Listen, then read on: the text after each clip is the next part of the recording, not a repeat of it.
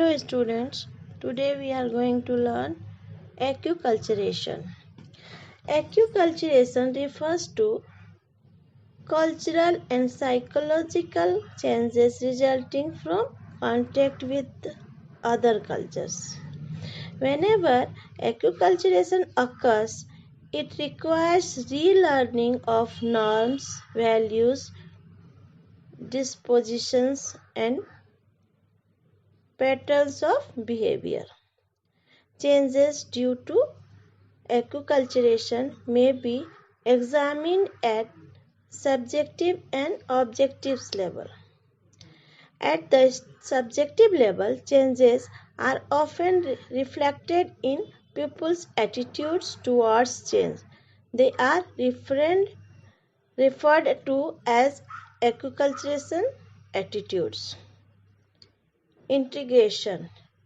It refers to an attitude in which there is an interest in both maintaining one's original culture and identity while staying in daily interaction with other cultural groups.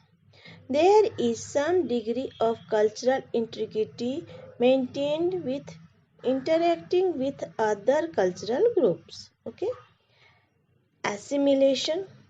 Assimilation refers to an attitude which people do not wish to maintain their cultural identity and they move to become an integral part of the other culture. There is loss of one's culture and identity. Okay? Separation. Separation refers to an attitude in which people seems to place a value on holding on to their original culture and wish to avoid interaction with other cultural groups.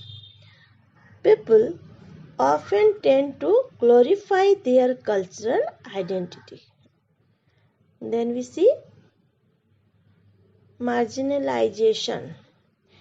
It refers to an attitude in which there is little possibility or interest in one's cultural maintenance and little interest in having relations with other cultural groups. In this case, people generally remain undecided about what they should do and continue to stay with a great deal of stress. Okay students, that's all. Thank you.